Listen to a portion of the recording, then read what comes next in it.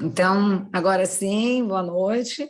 Dá início, então, aos seminários de pesquisa do programa do Departamento de História da Unifesp, do programa de pós-graduação também da Unifesp. E para o nosso seminário de hoje, a gente tem a participação da professora doutora Renata Ribeiro Francisco, que é graduada em História pela Unesp em 2006, tem mestrado em História também pela Unesp em 2010, e é doutora pelo Programa de Pós-Graduação em História Social da Universidade de São Paulo em 2018. Ela atua principalmente nos temas sobre Brasil Império, escravidão, abolição, maçonaria e transnacionalismo. Atualmente, ela é pós-doutoranda do Programa de Pós-Graduação em História da Unifesp, e hoje a palestra dela será sobre a maçonaria de Joaquim Saldanha Marinho, de 1863 a 1882. Então, primeiramente, queria agradecer a Renata, né, por participar dessa apresentação, né, dos nossos seminários, e desejar, então, uma boa apresentação para você. Renata, passo a palavra. Eu agradeço, Samira, pela apresentação e pelo contato, a Cláudia também pelo contato, né, para fazer essa apresentação. Eu estou super nervosa porque oficialmente a primeira fala como participante oficial, né, é como de institucionalização, né, a gente fica um tempo fora da universidade e a gente já fica meio sem identidade, né, então voltando a ter uma identidade institucional, eu agradeço o Jaime, o professor Jaime, por ele aceitar supervisionar esse trabalho, e eu estou muito feliz de fazer parte da Casa Unifesp. Esse trabalho, eu vou começar, como maçonaria é um tema muito específico, eu vou dar uma volta para falar primeiro de como eu cheguei no Joaquim Saldanha Marinho, que é o tema da minha pesquisa de pós-doc.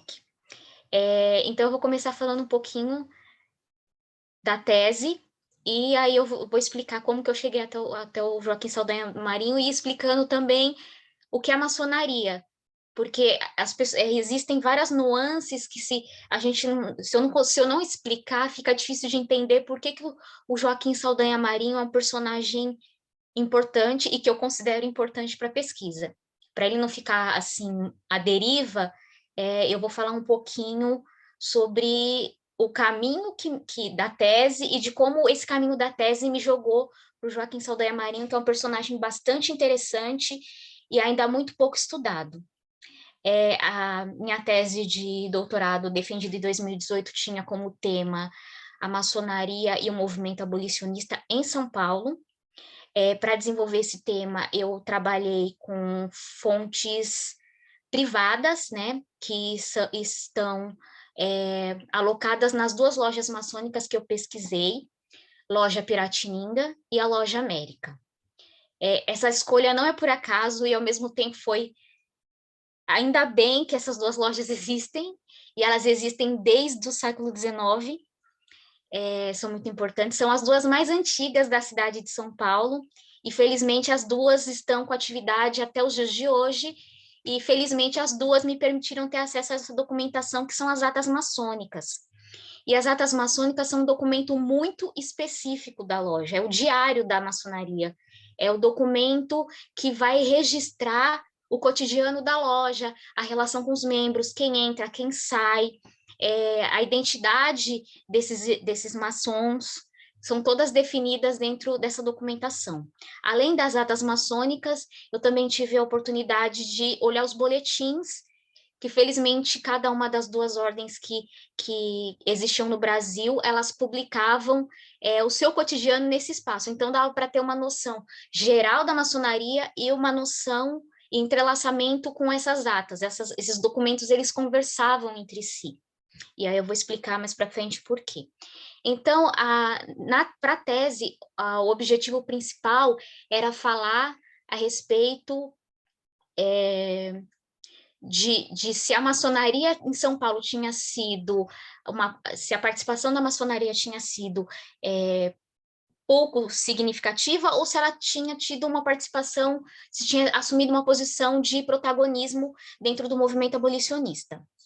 Por que essa questão surgiu? Na verdade, se você analisar a historiografia da abolição em São Paulo, existe essa indagação e ficava sempre no plano especulativo sobre a real participação da maçonaria. Por quê? Porque tanto a loja Piratininga como a loja América, elas traziam entre seus membros maçons que eram abolicionistas, e eram personagens importantes como o Antônio Bento, que fez parte da loja Piratininga, e o Luiz Gama, que fez parte da loja América. Cada uma dessas lojas, elas tinham um alinhamento totalmente diferente. E aí o pessoal que não tem muita familiaridade com o tema, maçonaria, vai perguntar, mas o que é loja? Loja é o nome dado ao espaço onde aconteciam as reuniões maçônicas. É a menor unidade da maçonaria. Aí a gente tem que fazer um gancho e explicar como que a maçonaria está estruturada. Primeiro, lembrando que a maçonaria no Brasil, oficialmente, ela se organiza a partir de 1801, com o surgimento da primeira loja no Rio de Janeiro, chamado Loja Maçônica Reunião. E existe, toda vez que eu faço uma apresentação, as pessoas sempre falam, mas existe indício de uma loja na Bahia, de uma loja em Pernambuco e em Minas Gerais, enfim, oficialmente essa loja, mas pode ser que existam outras experiências não registradas ou não oficializadas. Então, para caráter de pesquisa, a gente precisa se valer desses registros considerados oficiais. Então, a maçonaria ela tem vários desdobramentos ao longo do século XIX, só para resumir, tem momentos em que ela cresce, tem outros momentos ao longo, por exemplo, do período regencial, antes, na verdade. Em 1817, ela vai ser proibida por Dom João VI de funcionar, aí depois ela tem um período de abertura, fechamento, e aí nesse processo a gente pode perceber o quanto que a maçonaria ela não é uma organização que tem um alinhamento só. Ela é uma organização com diferentes membros, diferentes braços. Então, a maçonaria, ela tem a menor unidade que a loja e tem uma organização maior, que é a ordem. Então, a ordem maçônica ou Grande Oriente são a organização maior que vai definir como que a maçonaria, uma loja maçônica tem que funcionar. Então, não existe loja maçônica que funcione, que seja regular, se ela não estiver vinculada a um Grande Oriente. Ela precisa estar ligada a um Oriente, porque dessa forma ela vai se institucionalizar e ser reconhecida. Então, ou ela faz parte de um Oriente ou de outro. E ao longo da história maçônica, a gente tem vários Orientes que vão surgindo, duram 2, 3 anos e desaparecem por briga entre os membros ou por falta de reconhecimento internacional, porque também é uma outra característica da maçonaria. Então, tem a loja, tem o Grande Oriente e tem os Orientes internacionais. Então, existe um diálogo constante entre esses organismos, por isso que a maçonaria é chamada e definida como uma organização transnacional. Então, para uma ordem ser reconhecida, para ser regular, ela precisa ser reconhecida internacionalmente. Pode ser por uma ordem maçônica de Portugal, inglesa, francesa, e aí cada uma dessas ordens também vai ter um tipo diferente de alinhamento. Por exemplo, a ordem francesa, ela tem como característica ser intervencionista, que é um entendimento maçônico de que a maçonaria deve intervir política e socialmente na sociedade. E tem outra vertente, que é mais conservadora, que acredita que os maçons eles devem se dedicar exclusivamente às questões internas, filosóficas e ritualísticas da organização. Então, a gente tem essas duas diferenças. E curiosamente, essas duas lojas que eu estudei, cada uma vai ter um alinhamento. E, por curiosidade também, essas duas lojas elas vão ter um peso muito importante para cada uma dessas ordens, que é o que eu vou falar agora. Então, existem vários processos, e aí quando chega por volta de 1860, 1861, a maçonaria ela começa a se concentrar num único conglomerado, que é o Grande Oriente do Lavradio. Lavradio é o nome da rua onde ficava o Grande Oriente, então, por isso, Grande Oriente do Lavradio. E esse Grande Oriente ele vai se consolidar temporariamente como a única organização dentro do Brasil que vai responder nacionalmente pela maçonaria. Eis que surge um cidadão chamado Joaquim Saldanha Marinho e vai misturar e vai promover uma reviravolta na maçonaria. Por quê? Porque quando a eleição para a escolha do grão-mestre, que é o personagem mais importante, né, é a figura mais importante dentro de uma ordem maçônica, ele vai desqualificar esse processo eleitoral, não vai reconhecer. E o Joaquim Saldanha Marinho é um homem muito influente, não regionalmente, mas nacionalmente. E ele consegue não só impugnar essa eleição, eu falo que ele, na verdade, não aparece nos documentos, nos livros sobre, mas ele é um golpista, porque ele não reconhece a eleição e ele vai articular, ele vai reunir no seu entorno 150 maçons e vai criar a sua própria ordem. E aí ele vai romper aí vão existir duas grandes ordens que vão se estabelecer como essas duas ordens que vão rivalizar até essa impugnação da eleição é em 1863 e em 1882 elas vão se fundir novamente. Então, por esse período, entre 1863 até 1882, vai haver essa rivalidade que, pensando até agora, preparando a fala, eu me dei conta de que ele tem um papel muito importante até no crescimento da maçonaria. Por quê? Quando tem essa cisão, o Joaquim Saldanha Marinho vai conseguir, por ser uma figura muito articulada, ele tem, diferente de outros personagens, o que eu sempre destaco quando eu faço uma fala, porque no século XIX, poucas personalidades tiveram efetivamente influência nacional. Muitos personagens do século XIX, eles são personagens regionais. Por exemplo, Luiz Gama é um personagem que está ali muito marcado na cidade de São Paulo, e no seu entorno, no Rio de Janeiro, o Patrocínio. Então, é como se cada um desses personagens eles tivesse assim, o seu papel regional. E o Saldanha Marinho ele tem uma abrangência assim, maluca. À medida que eu fui estudando, que eu fui aprofundando a pesquisa sobre São Paulo, e aí na hora que eu fui entendendo como funcionavam as hierarquias maçônicas, porque eu não entendia nada de maçonaria antes do doutorado, e as referências, elas foram surgindo. Não fui eu que escolhi a maçonaria que me escolheu como tema, que me trouxe, né, que veio para mim como tema. Eu não conhecia nenhum maçom, então foi tudo à base da pesquisa mesmo. E aí, à medida que eu fui vendo como funcionava essa organização, o Joaquim Saldanha Marinho surgiu e ele aparece em muitas discussões, né? Ele é um cara que está ali discutindo o projeto de Brasil, ele não aparece só dentro desse processo da maçonaria. E mais do que isso, eu fui percebendo ao longo do tempo que ele é o cara que vai usar essa ordem maçônica que ele cria. Ela não é simplesmente uma nova ordem, ela é uma nova ordem maçônica que tem uma agenda particular. Ela tem uma agenda que corresponde aos ideais individuais do Joaquim Saldanha Marinho. Então, quando ele faz essa ruptura, é uma ruptura ideológica. Então, o Lavradio vinculado a orientes conservadores se apresenta como uma maçonaria fechada, que vai se dedicar aos ritos, que vai se dedicar às questões ritualísticas da maçonaria.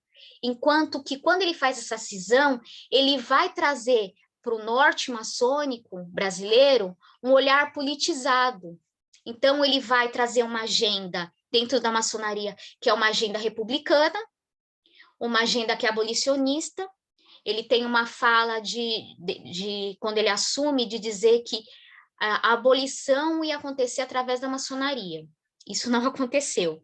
mas ele postulou essa ideia. Por quê?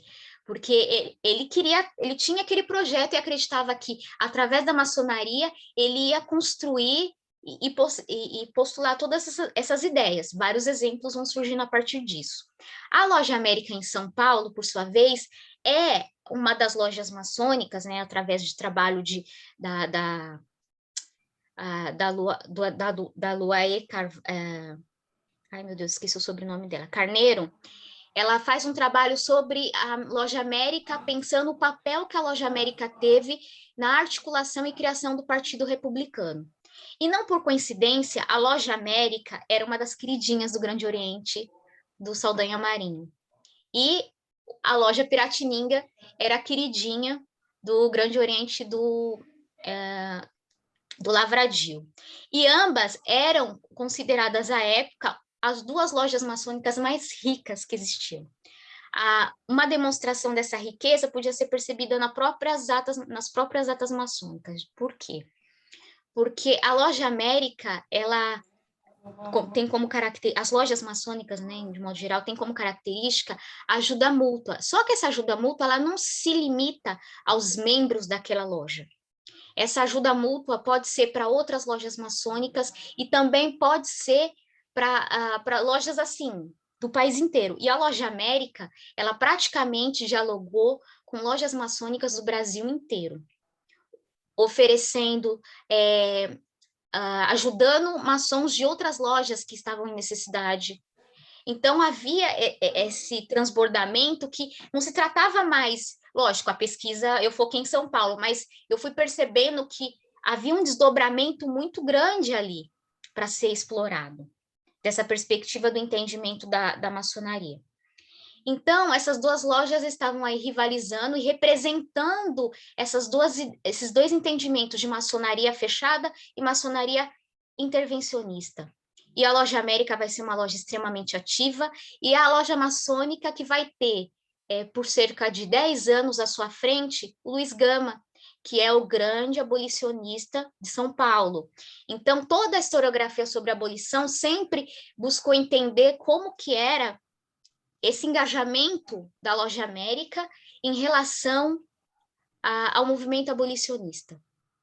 Então, você tem aí duas pilastras da maçonaria que rivalizavam, e essa rivalidade foi muito intensa, e o resultado dessa rivalidade foi a ampliação da maçonaria. Elas começavam a brigar por legitimidade nacional e internacional. E essa busca por legitimidade no campo nacional, ela se deu de que forma? Criação de lojas maçônicas. Então, a gente pode dizer que a consolidação da maçonaria, que acontece por volta da década de 70, de 1870, ela acontece num contexto, num cenário de disputas, e o Joaquim Saldanha Marinho, ele é um dos responsáveis por essa expansão. E a loja Piratininga, que é uma loja que surge depois, ela vai ter mais lojas, vai existir mais lojas maçônicas vinculadas ao Oriente dos Beneditinos do que ao Oriente do Lavradio. E assim, o Joaquim Saldanha Marinho, ele é um cara que eu acho que não dormia, porque a frente de atuação dele era muito ampla. Ele estava advogando, ele estava foi governador de província de São Paulo, ele foi deputado, ele estava assinando um manifesto republicano, ele está envolvido com a Associação dos Advogados em Defesa, promovendo uma frente era um pacto entre os advogados do Rio para não aceitarem causas que prejudicassem escravizados.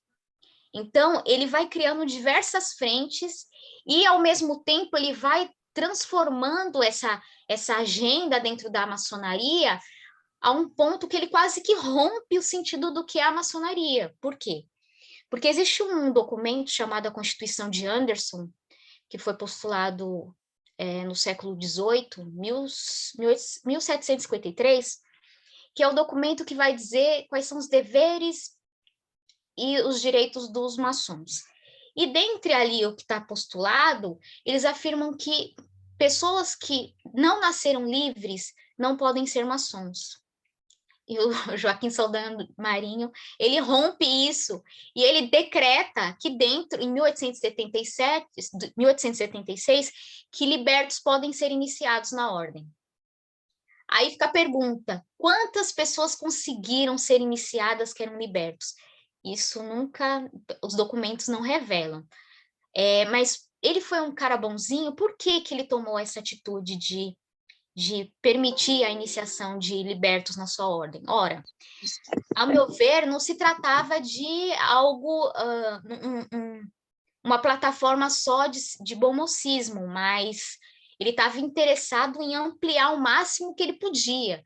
O número de lojas, o número logicamente que esses libertos que eram iniciados só podiam ser iniciados na ordem dele, não na ordem do Lavradio, que era uma ordem bem mais conservadora, e ele vai criando uma série de frentes de ações. Eu acredito que essa iniciativa tem a ver com o interesse de expandir a organização mesmo, de transformar, de ter os seus tentáculos aí, de membros, e ampliar o máximo possível, lembrando que essa intenção, essa determinação que ele faz dentro da ordem, ela vai acontecer no contexto em que o próprio censo de 1870 está aí revelando que há um aumento da população de homens livres, né, e libertos na sociedade. Há um número significativo, e essa expressão também aparece muito forte lá em Sobrados e Mucambos, né, do Gilberto Freire. Ele tem um capítulo nesse livro em que ele vai falar da ascensão dos mulatos, esse é o título do capítulo,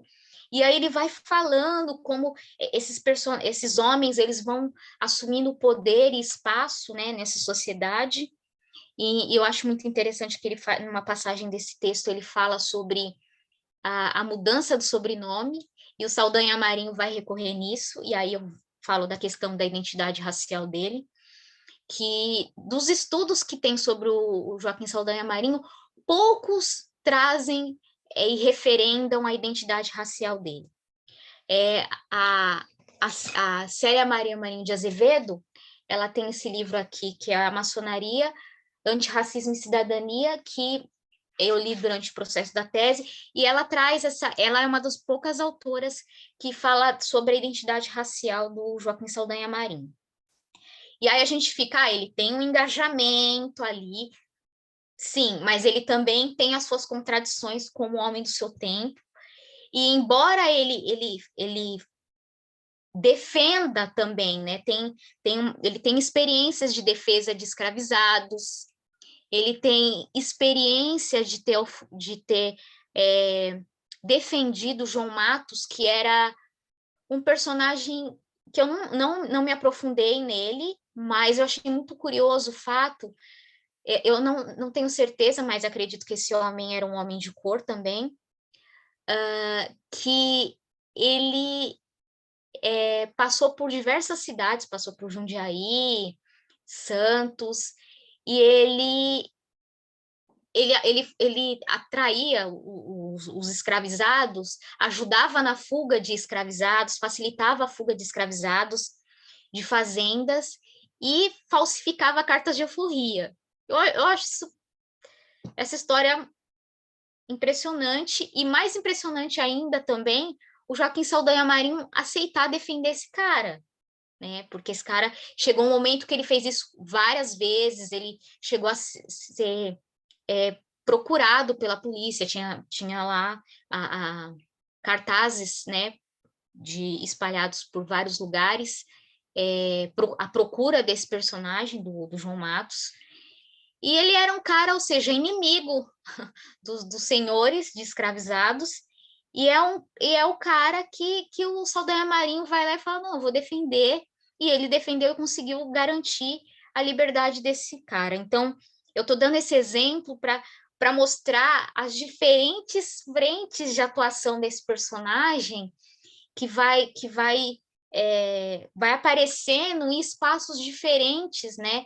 Ora atuando legalmente, ora através de falas, né? Ele tem um documento que é publicado em 1885, em que ele está defendendo a abolição imediata, né? e tem aí uma relação de amizade com esse grupo de abolicionistas negros e maçons, né? Aí eu me refiro a Luiz Gama, ao José do Patrocínio. Existe aí um trânsito entre esses personagens. Eu não explorei esse aspecto ainda, mas é impressionante como vão surgindo diferentes fios a partir desse personagem, né? Tem muita coisa para ser explorada aí. E ele é muito sagaz, né? Ele permite aí o ingresso desses libertos, mas aí ele coloca uma série de artigos aí especificando como que uma das especificações era que esse liberto tinha que ser alfabetizado. Então aí se começa a se questionar até que ponto esse cara liberto ia conseguir efetivamente participar da maçonaria. Mas, de qualquer forma, eu acho que a grande ação revolucionária foi romper ali com esse pressuposto de que até então só homens nascidos livres pudessem fazer parte da maçonaria. Então, ele promove uma grande ruptura. E nesse contexto é bastante importante também entender que essa ampliação da maçonaria não vai ser muito bem vista por muitas pessoas. É interessante nesse livro da Célia Marinho de Azevedo, que eu mostrei aqui agora, que é de 2010, ela vai mostrando, né, ela pega alguns documentos e aí ela vai narrando a diferença do que era ser maçom na década de 1840 para ser maçom na década de 1870. Quer dizer, havia uma preocupação em esconder a identidade maçônica, né, da pessoa. Inclusive, ela sugere que o Francisco Paula Souza tenha sido um maçom, e aí ela vai buscando os símbolos, né, porque ele não esboça e não há documentos dele assumindo uma identidade maçônica. E aí você pega aí em 1868, o Luiz Gama gritando para todos os cantos, né, publicando em jornais, no Correio Paulistano, falando que é um dos principais jornais que circulavam em São Paulo, e ele está falando, não, eu sou maçom. Quando ele é demitido, né, do cargo de amanuense, ele usa isso para falar, olha, eu sou maçom, meio que para buscar uma proteção aí da maçonaria, não mexe comigo que eu sou maçom, e aí aquilo é visto como status, é um outro contexto. E quando vai chegando no fim de 1870, da década de 1870, essa experiência maçônica começa a incomodar porque a gente consegue identificar aí, a partir das atas maçônicas, que nesse período em que a maçonaria se abriu, muitas pessoas, uma organização que era tida como uma organização elitizada, ela vai perdendo essa característica dela por um período curto, né, que é a década de 70, 80, e aí depois ela vai se fechar de novo.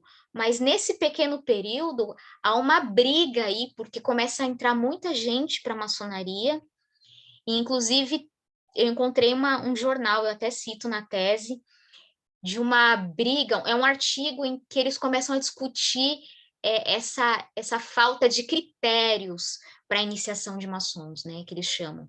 E isso é mais um elemento colateral dessa briga entre essas duas ordens por legitimidade, né? Elas querem se apresentar como legítima, como a mais importante, e nessa briga tem também os braços internacional, porque elas vão também buscar apoio internacional. E nesses jornais é interessante porque eles vão criticando, falando, a maçonaria vai acabar, porque tem muita gente entrando nela, falta de critério. E dentro das duas lojas que eu analisei, é perceptível que você está lidando com um novo grupo social, porque eu começo a perceber o ingresso, a iniciação de sapateiro, marceneiro.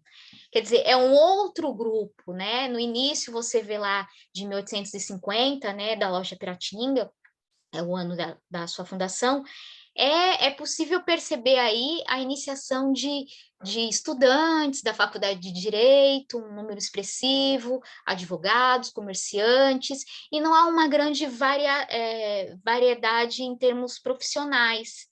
Só que no avançar das décadas, a gente vai percebendo aí, na década, eu identifiquei que por volta de 1876 e 77, começa a... Lógico, eu não vou dizer que era um número muito expressivo, mas você percebe que vai entrando um outro grupo, que é esse grupo que começa a incomodar esses maçons tidos como grupos mais elitizados, e eles começam a criar jornal para tentar criar estratégias para tentar fechar a maçonaria novamente. Porque na visão desse segmento, pensando que a maçonaria ela não tem um grupo homogêneo, nunca teve, nem mesmo quando fazia parte da elite, porque ela era diferente ideologicamente, e aí a gente pode pensar do ponto de vista da existência da questão da própria abolição, né, foi o tema da tese, e que se percebe que existe uma briga interna entre eles, para até mesmo dentro da Loja América existiram vários projetos para tentar só permitir a iniciação de pessoas que não tivessem escravizados. E esse plano nunca foi adiante, efetivamente, e a Loja Piratininga ela vai discutindo isso, sobre a propriedade escrava dos seus membros, até 1887. E sem contar que eles tinham aí uma ideia extremamente conservadora dentro da Piratininga, que era a ideia de que a abolição aconteceria já no início do século XX, né? Tudo isso para mostrar que não dá para pensar a maçonaria como como tendo um projeto unitário. Agora, o projeto mais unitário que se manifestou foi dentro da ordem dos beneditinos, e ainda assim também havia contradições. Por exemplo, por mais que o Saldanha Marinho quisesse estimular que as lojas maçônicas da sua ordem fossem progressistas, muitas republicanas, mas mesmo dentro a gente sabe que nem todo republicano era abolicionista, pelo contrário, né, muitos republicanos, sobretudo em São Paulo, eram escravocratas, e a Loja América vai reproduzir esses discursos, esses diálogos também no seu interior. Ela vai apresentar essas discrepâncias. Você vê o Luiz Gama brigando o tempo todo para que todo o recurso que a Loja América arrecadasse fosse investido em alforriamento de escravizados. Ele brigou o tempo todo, e olha que ele tinha um cargo mais importante, né? Ele, dentro da loja maçônica, ele era o venerável, e o venerável, ele tinha esse poder de decisão, e nas atas você identifica a luta dele para conseguir fazer com que todo o recurso da loja fosse destinado para esse fim. E é importante destacar, né, agora voltando um pouco da estrutura dessas lojas, é pensar que dentro delas existia aí uma série de recursos que a pessoa, quando era iniciada, tinha que destinar, e isso foi a justificativa para muita gente acreditar que a maçonaria sempre tenha sido um espaço para a experiência de sociabilidade da elite. Só que existiam muitos senões, né? Dentro da própria ata você vê muitas pessoas sendo beneficiadas e não sendo... Eu não sei como é que isso funcionava entre os irmãos, mas alguns maçons não pagavam para serem iniciados, não pagavam a joia referente à mudança de grau, porque tudo dentro da maçonaria gerava um pagamento. Por isso que muita gente imagina que só a elite poderia fazer parte desse espaço, só que haviam exceções e exceções. Um exemplo, o Luiz Gama, dentro da ata da Loja América, ele pede para o filho dele ser iniciado sem que seja cobradas joias de iniciação. E aí desdobra uma outra discussão que eu faço depois, que eu faço uma discussão sobre os maçons negros, né, e como que essa dinâmica, como que a maçonaria na segunda metade do século XIX é pensada por esses homens, e aí é uma outra história, mas só para linkar aqui que existiam diferentes experiências maçônicas, né? Era um espaço extremamente diversificado, e haviam brechas para muitas coisas, né? Eu acho que isso que é importante destacar, porque normalmente as leituras que se fazem sobre a dinâmica maçônica é de que a organização era rígida e não existia essa rigidez. dependia muito quem era a pessoa. O Luiz Gama, ele entrou na Loja América em 70, mas ele já era maçom.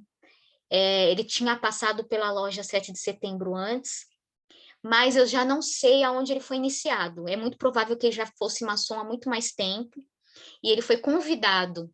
Então, quando ele chega na Loja América, ele já é um personagem muito conhecido, e tem essa característica também, né, dos maçons que tem um aporte social significativo, ter um outro olhar, ter um outro papel dentro da loja, e ao mesmo tempo ter aí brechas, né? E o filho dele consegue ser iniciado sem essa joia de iniciação, sem ter que pagar essa taxa de iniciação, mas ele não é um personagem que vai aparecer com a mesma, não vai ter o mesmo destaque que o pai dele teve. Enfim, mas é perceptível que ele vê na maçonaria um espaço em que ele quer trazer proteção para o filho. Então, dentro dessa dinâmica, tem o braço internacional, né, de busca por legitimidade, e essa legitimação, a gente pode identificar nos boletins, que é também um outro documento muito importante, muito denso e que traz muita informação sobre essa dinâmica da maçonaria nacionalmente falando. Aparece lá a iniciação dos irmãos de diferentes lojas maçônicas, assim como há também um diálogo com as maçonarias da América Latina, Estados Unidos, Europa.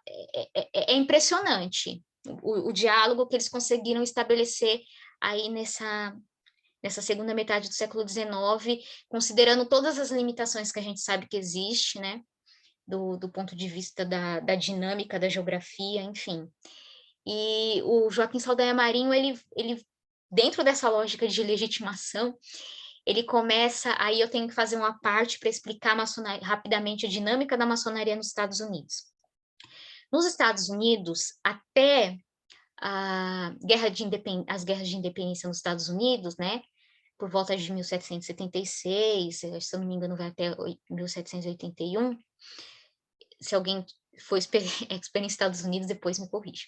Enfim, os maçons negros, eles eram iniciados na maçonaria até as guerras da independência. Depois, eles começam a negar a participação de maçons negros na maçonaria.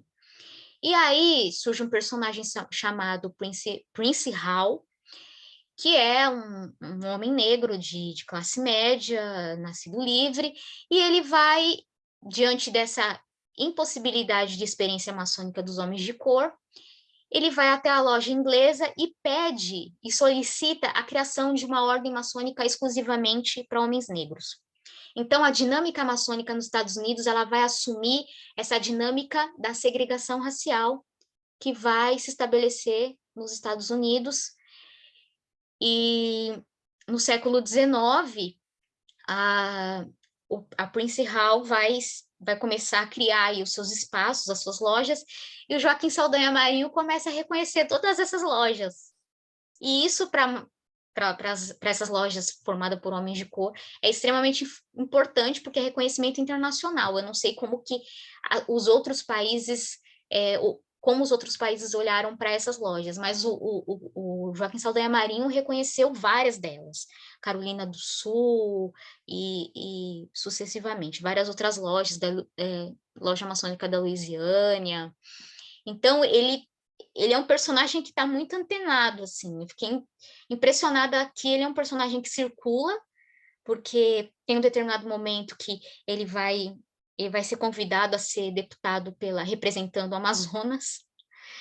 Então, ele é um cara que está circulando e ele está presente em todos os debates, ele está brigando com a Igreja Católica o tempo todo, ele cria um pseudônimo, Ganganelli, para bater de frente com a Igreja Católica, que é também uma frente para ele muito importante, porque aí eu volto a dizer que o Saldanha Marinho, ele tem um projeto de Brasil, ele tem um projeto de Brasil moderno, ele tem um projeto de Brasil que é o Brasil republicano, laico e sem mão de obra escrava, mas com mão de obra imigrante. É aí que a gente vê que ele é um homem do seu tempo e que ele não era tão bonzinho assim com a questão do ex-escravizado, né? Porque ele não era favorável à utilização da mão de obra, à valorização da mão de obra nacional, como poucos outros personagens. Então, ele vem aí com essa preocupação e ele é bem mais específico sobre a nacionalidade das pessoas que ele considera que deva vir da Europa para civilizar o Brasil. Então, ele é um personagem que está muito preocupado. Assim, não, essa também não é só uma característica dele, a gente sabe que outros personagens da segunda metade do século XIX, outros intelectuais e homens políticos tinham essa preocupação de debater vários temas ao mesmo tempo, né? Pensar aí o fim da República, a questão da mão de obra, era praticamente um combo, né? Dificilmente você vai encontrar um intelectual dessa segunda metade do século XIX que vai discutir só um desses temas separadamente. E aí eu gostaria de perguntar quanto tempo mais eu tenho, porque eu posso falar até amanhã, ou mais 10 minutos, ou mais 20. Renata, a gente está em quase 18h55. Aí, se você quiser finalizar mais uns 5 minutos, né, para as pessoas poderem perguntar, tem até já uma pergunta. Aí, estamos aqui perguntando no chat como é que ele levanta a mãozinha, a gente não sabe, mas o Mário já levantou a mão, então não sei, porque a gente está tão acostumados ao Meet, aí o Mário depois tinha para a gente, porque a gente não sabe, né, Jaime? Eu também não sei. Tá. Então, Você então você finaliza, né, Renata? Fica à vontade para você finalizar. Sim, porque senão, gente, eu falo muito, eu tenho esse problema. Você Enfim. pode falar depois respondendo ao público, tá bom? Tá, eu só vou para amarrar aqui, né, expliquei como eu cheguei até ele, através para compreender como que estruturava aí a maçonaria nesse período, e agora voltando para o Joaquim Saldanha Marinho, só para dizer que o que me intriga também é o início da vida dele, porque ele se torna órfão com 1 ano de idade, e duas coisas assim que é bastante... O fato dele ser um homem de cor, que foi criado só pela mãe, né? Como que ele... Assim, eu não falei, mas ele tem várias outras experiências. Ele vai... Ele é pernambucano, e aí depois, hora ele tá no Ceará, ele vai descendo. Ceará, depois Rio, até chegar no Rio de Janeiro. E ele vai assumindo cargos importantes em todos esses lugares por onde ele passa. Ele foi professor, teve uma preocupação aí com a educação também, né, por desejar uma educação laica, ele tem essa preocupação. Então, o que me instiga muito é saber esse primeiro momento, né, qual foi o suporte que ele teve, né, que a gente tem pensado muito, é uma linha de pesquisa pensar a trajetória desses homens de cor, né, e esse apagamento da identidade racial dele também é bem interessante pensar, porque os poucos documentos que tem sobre ele, inclusive tem duas biografias, a questão da cor da pele dele não aparece. Isso foi recuperado recentemente pela professora Célia. Então, é isso, não vou me estender mais, senão... Agora eu vou aguardar aí as perguntas, que aí eu aproveito para falar mais. Renata, então quero agradecer a sua apresentação. Já vou deixar assim uma pergunta, uma curiosidade, né? Sempre essa questão da maçonaria, essa questão dessa loja chamarem Grande Oriente, né? Como é um tema que me interessa, né? A questão, por que chama Grande Oriente, né? Qual é essa relação aí com o Oriente? Se você pudesse falar depois brevemente. Mas pode deixar minha resposta lá para o final, porque o Mário já tem uma pergunta, ele tinha escrito no chat, mas acho que ele próprio, né, falar, e em seguida o Jaime. E já queria aqui aproveitar também para agradecer a presença do Jaime, né, que é o supervisor da Renata, né, está acompanhando aqui também a apresentação, e para parabenizar também essa pesquisa, que a gente tem o prazer de que ela esteja sendo feita no nosso programa. Eu que agradeço a Para o Mário. Olá, boa tarde a todos, né? Já é boa noite, né? Primeiramente, agradecer, professora. Muito legal a palestra sobre maçonaria, que para mim é um tema muito caro, porque eu sou maçom, né? Ai, meu Deus, que medo! Não, é isso mesmo. E eu estou para aprender. Pelo contrário, eu fiz questão de fazer parte dessa palestra para aprender mais sobre a história porque eu sou de um racha, né? Tanto que eu fiz a pergunta que é, essas lojas que a senhora pesquisou, é subordinada a qual potência? O GOB, o Comab, a GLESP ou o GOP? Porque, assim, nós somos hoje da MP, a Associação Maçônica Paulista, que é um racha do GOP. E uma coisa que, assim, me corrija se eu estiver errado, eu percebo que quando ela vai crescendo demais, ela se torna uma potência, mas ela está sempre fadada ao racha, né?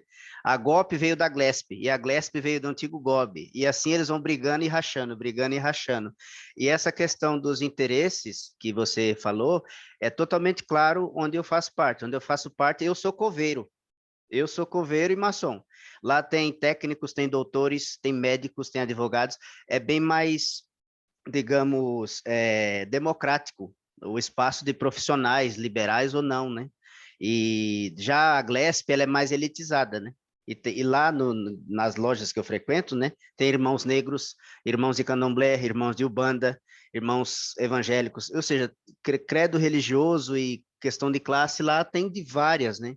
E eu percebo isso, né? Quanto mais você vai rachando, a tendência, quando ela é nova, é ser democrática, ser povo. Quando ela vai virando a potência, ela vai se elitizando.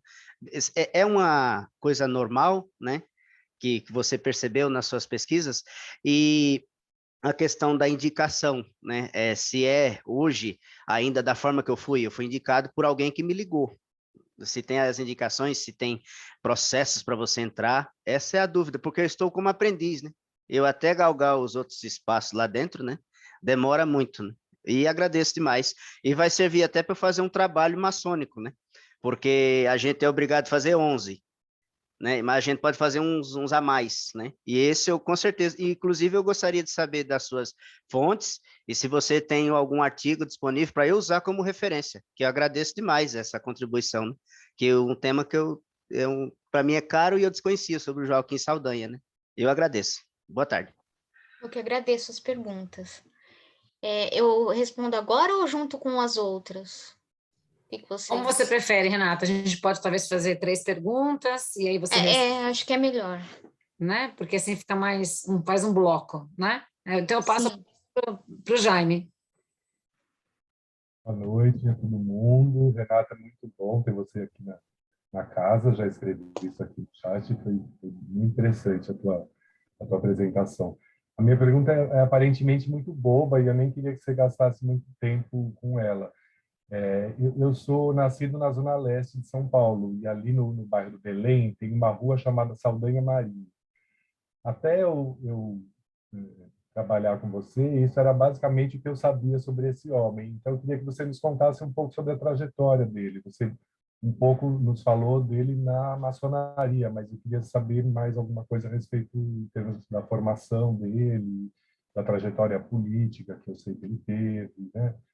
E que você nos apresentasse um pouco melhor esse teu personagem, tá bom? Obrigado.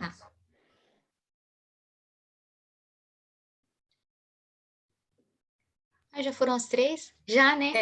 E tem só um comentário aqui, Renata, do Emílio Hansel, que diz assim, aqui no Sul também teve uma divisão entre os orientes, né? Talvez um pouco juntando com o que o Mário também colocou. Se você quiser juntar, né, esse comentário.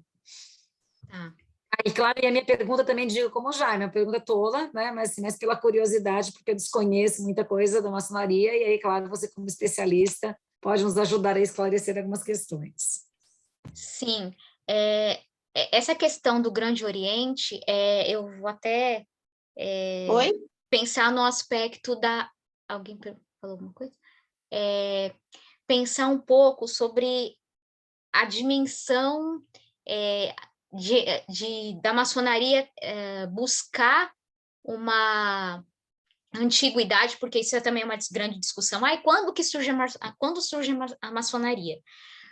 Existem muitas especulações sobre exatamente quando surgiu, mas a historiografia maçônica portuguesa traz muito a ideia de que essas referências ao Oriente, ela tem uma perspectiva, um objetivo de amarrar com essa antiguidade maçônica, para buscar essa origem mítica, oriental, por isso que tem o termo Estrela do Oriente aparece com muita frequência, inclusive tem jornal maçônico com esse nome, no século XIX, se eu não me engano, um jornal do Rio, um jornal maçônico do Rio, e essas referências, elas tentam evocar uma antiguidade, né?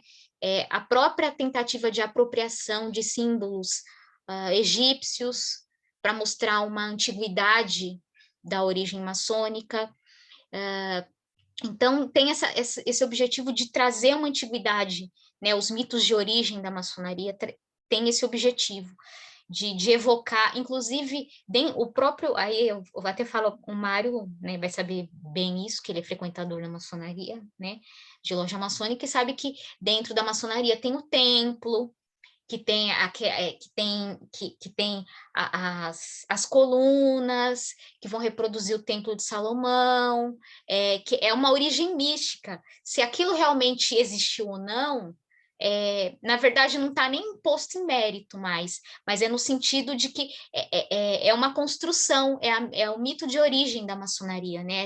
Essa antiguidade. E eu acredito que esse termo, o Grande Oriente, venha com essa intenção de buscar antiguidade para a maçonaria, de trazer essa antiguidade, o símbolo do sol, são símbolos que foram apropriados justamente para buscar essa antiguidade. A maçonaria faz muito uso, né, do sol como símbolo da maçonaria, o compasso, que é o símbolo maior da maçonaria, né, régua compasso, e assim sucessivamente. Então, esses objetos, eles servem muito mais para buscar uma antiguidade maçônica, mesmo que essa antiguidade ela não seja concreta, mas é nesse sentido. Não tem uma origem que tenha uma explicação histórica. É muito mais mística, né? Porque, que nem falou da questão o Mário falou da questão da religiosidade. E isso pelo menos da documentação toda que eu analisei, a questão da religiosidade, eu tentei traçar o perfil. Na tese tem um capítulo que eu falo sobre o perfil dos maçons. E aí eu tento estabelecer, comparando 2 períodos, que é quando, né, a segunda metade, que é quando ingressam esses personagens que vêm de camadas menos privilegiadas, e aí eu vou falando, tem religião toda, lógico que não vai ter a diversidade de religiões que tem presente nos dias de hoje, mas tem protestantes, tem católicos, então a questão religiosa nunca foi uma questão para a maçonaria, do ponto de vista de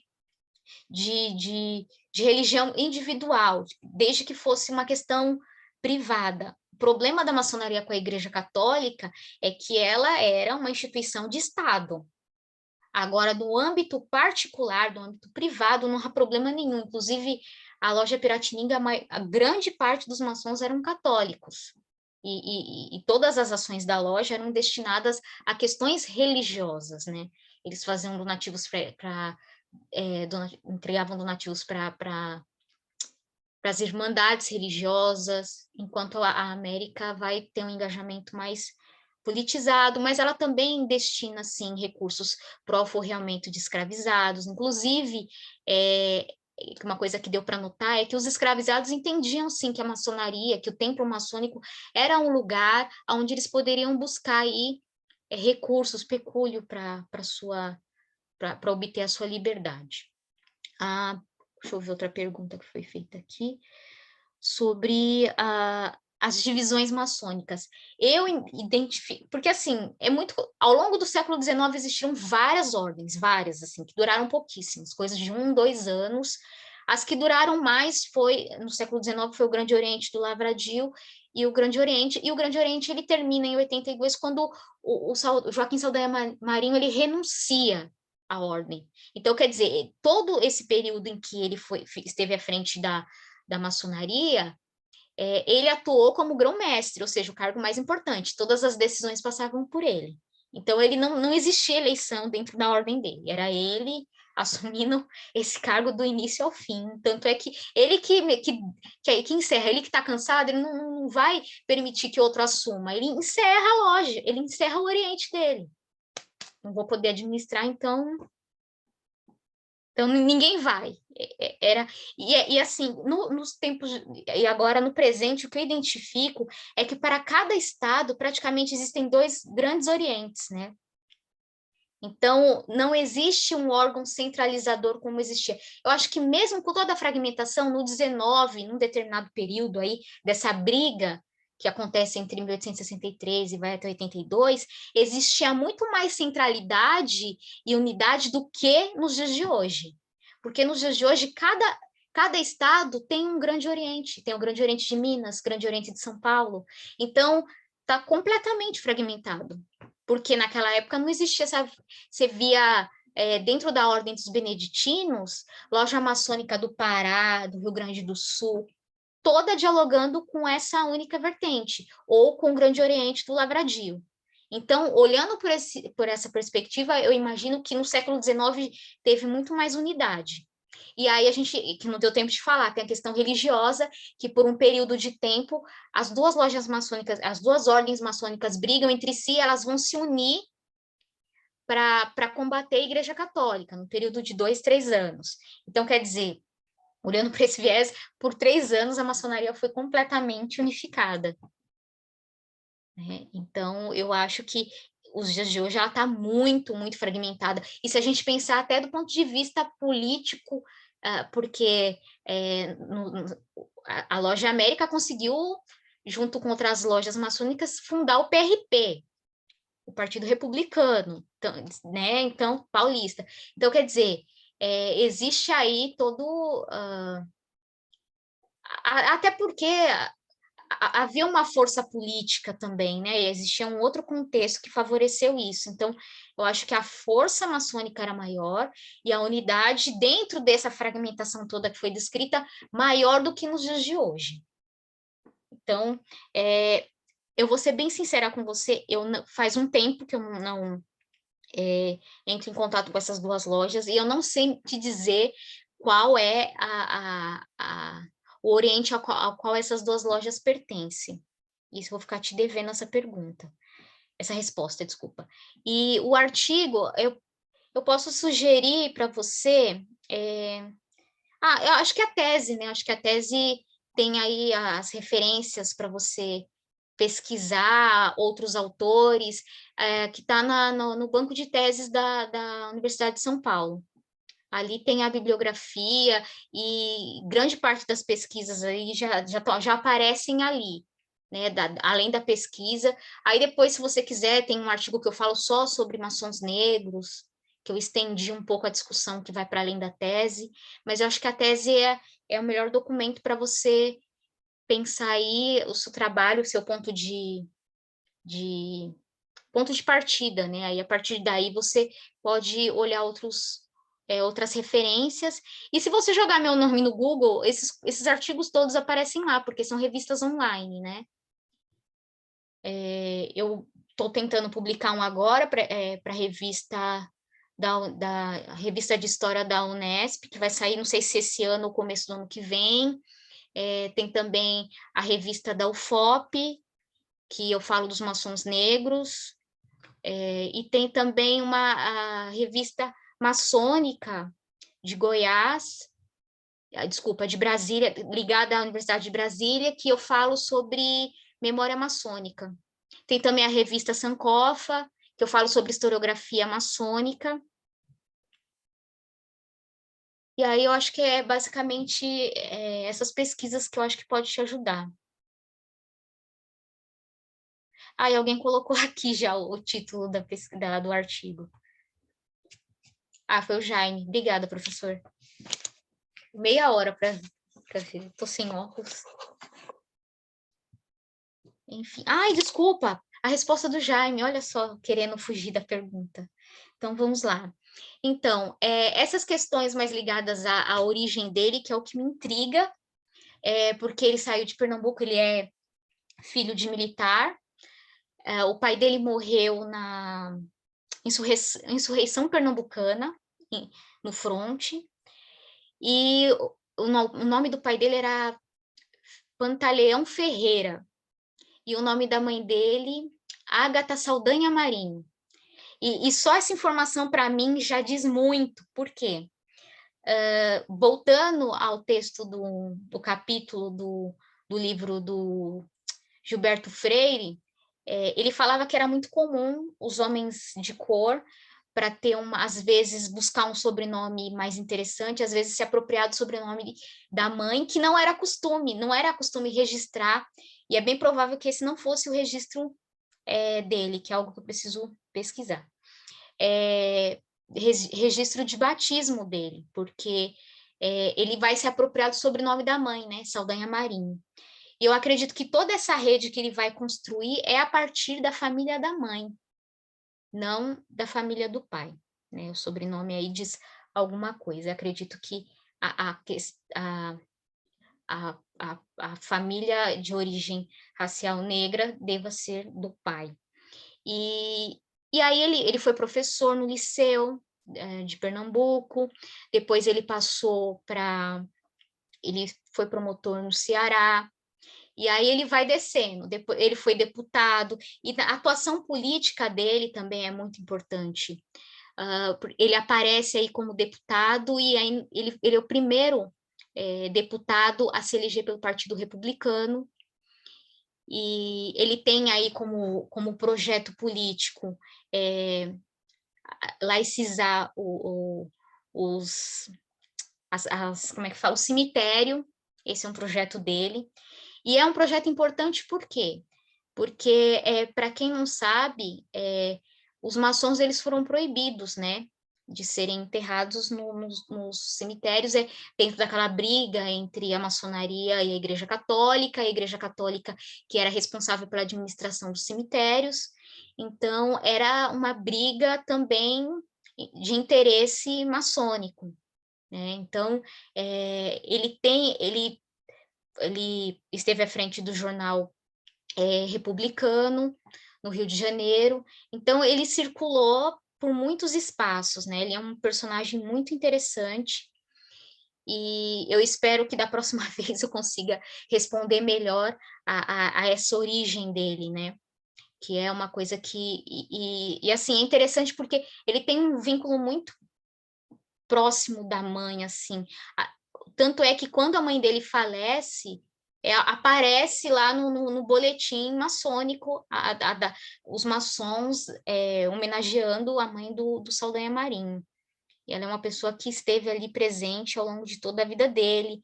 Ele era protestante e muito se atribui essa orientação religiosa à própria mãe. A mãe dele também era protestante. Então é isso. Eu espero ter respondido aí.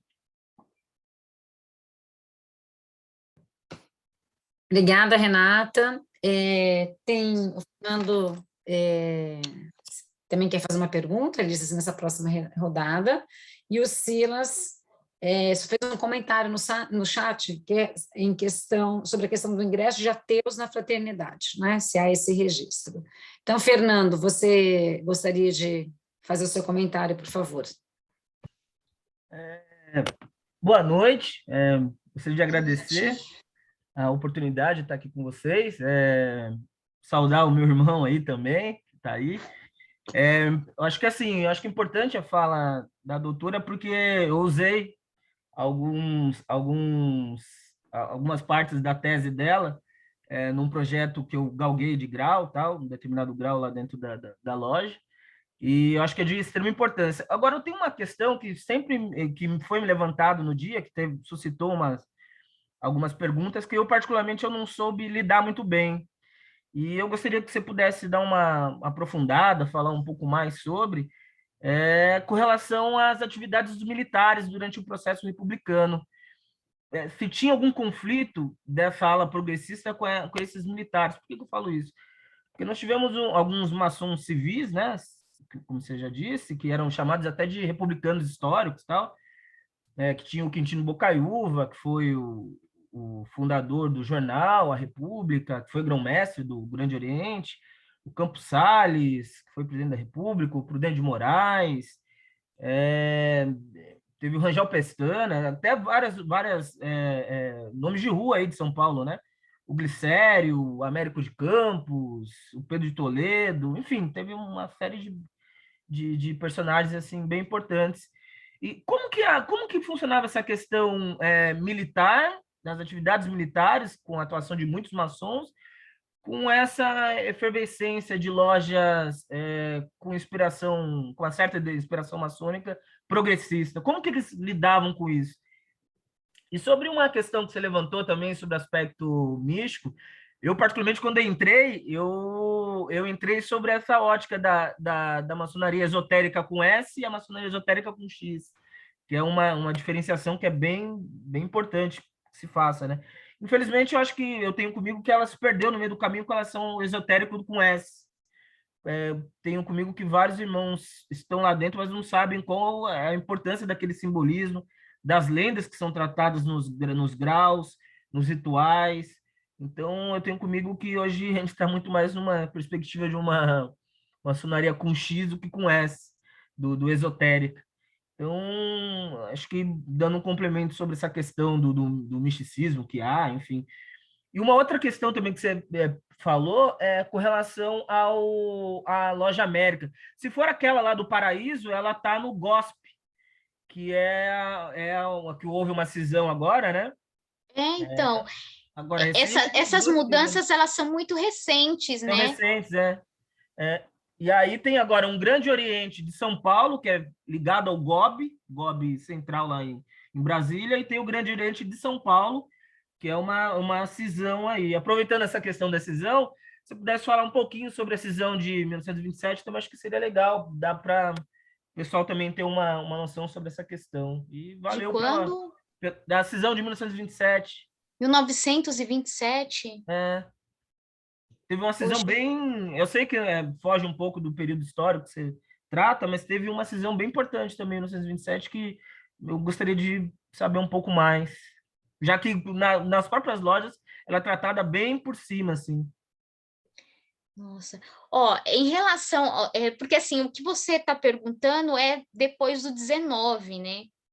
E depois do 19, o que eu estudei foi a questão da memória, né? Como que a maçonaria foi tratada pelos governos e como que ela vai perdendo todo esse status dentro do Estado, né? Porque até o final do 19, a presença de maçons ocupando os principais cargos de poder, ela é, assim, absurda, né? Praticamente o governo inteiro era composto por maçons, mas lembrando que cada maçom tinha uma visão diferente de Estado e de política e de como deveria ser encaminhado essa transição do Império para a República. Agora, eu vou ficar te devendo em relação a essa cisão de 1927, que eu não, vou ser bem sincera, não conheço, e aí eu não vou ser leviana de tentar aprofundar um tema que eu não domino. Em relação aos militares, você está se referindo ao final do 19, quando eles assumem o poder?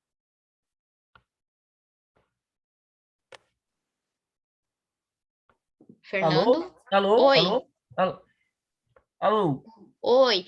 Você está falando dos militares em qual contexto? Desculpa, eu não entendi essa parte da Então, pergunta. porque dentro da maçonaria teve vários momentos que houveram um grupo militar junto com o processo republicano. Eu gostaria de saber como que era essa relação entre os progressistas, entre aspas, enfim, e esses militares. Como que se dava isso? Dentro das Então, lojas, enfim. dentro da documentação maçônica, essas questões do militarismo não aparecem. E, assim, é importante destacar também que mesmo o tema da república e da abolição, a gente consegue identificar muito mais por outras fontes do que pela fonte maçônica em específico, sobre os jornais que circularam na época, mas a questão do militarismo não aparece. Não aparece como sendo uma questão de debate entre eles, como um debate interno, entendeu? Como uma disputa interna. Isso não aparece com destaque no cotidiano maçônico. Pode ser que tenha aparecido em jornais fora da loja, mas internamente não fez parte da agenda e do cotidiano das atas.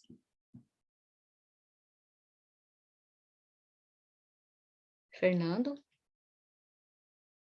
Fernando? Ele já colocou aí no chat, beleza. Ah, tá. Tá bom. Bom, gente, eu acho que, não sei se alguém mais tem algum comentário, alguma pergunta para fazer para a Renata. Do contrário, eu já vou finalizando, né, para primeiramente, de novo, agradecer, né, a participação de todos. Quem não assinou a lista do Google Forms, por favor, assine, porque é a partir daí que a gente emite os certificados, né? Achei bem interessante também conhecer um pouco do trabalho da Renata, né, nesse momento agora que a Renata está aqui com a gente, né, no nosso programa, então é a oportunidade de estar vendo a Renata, né, ainda que nessa situação. O Jaime colocou vários artigos, né, escritos pela Renata, portanto, quem tiver interesse, quem quiser, né, conhecer mais sobre o tema, estão aí disponíveis, né? E até falo, Renata, que esse sobre o cemitério como espaço de construção da memória maçônica, num passado, né, eu fiz pesquisa um pouco sobre cemitérios e eu me lembro bem dessa questão, né, de como esses túmulos, né, eram identificados por alguns símbolos, né, para dizer que ali tinha relação com algumas lojas maçônicas e assim por diante. Na verdade, isso foi uma informação, né, que eu soube. Então, depois até vou dar uma xeretada no seu... Sim, então eu vou sugerir para você... Gente, cemitério da Consolação. Depois que eu Exato. encontrei os Aí símbolos, mesmo. eu não queria sair mais do cemitério. Eu fui muitas Aí mesmo vezes. que eu estou falando. Daí mesmo. Da Casinhas, Consolação. casinhas. É muita ostentação, é impressionante. Exato, são mausoléus, né? E aí tem aqueles símbolos, né? Que você pode identificar, que depois que me falaram, daí você fica procurando, né? Onde tem. Sim, Mas, enfim, vou dar uma xeretada. Sim, a Piratininga tem um coletivo da loja. Aí tem o nome de vários maçons nela. Legal. Bom, tem vários elogios também aqui, né? Parabenizando a sua apresentação, o seu trabalho, a sua exposição. Então, parabéns, viu, Renata? Mais uma vez, agradeço, né? E agradeço a presença de todos, então. Eu vou encerrando aqui a gravação, finalizando e aguardando, então, as pessoas saírem. Muito obrigada. Obrigada, muito obrigada pela oportunidade. Agradeço mais uma vez a Samira, a Cláudia e o Jaime por terem me permitido esse espaço de fala, de poder apresentar a pesquisa. Muito obrigada mesmo. Prazer, Renata. Igualmente. Quem sabe em breve poderemos nos ver presencialmente.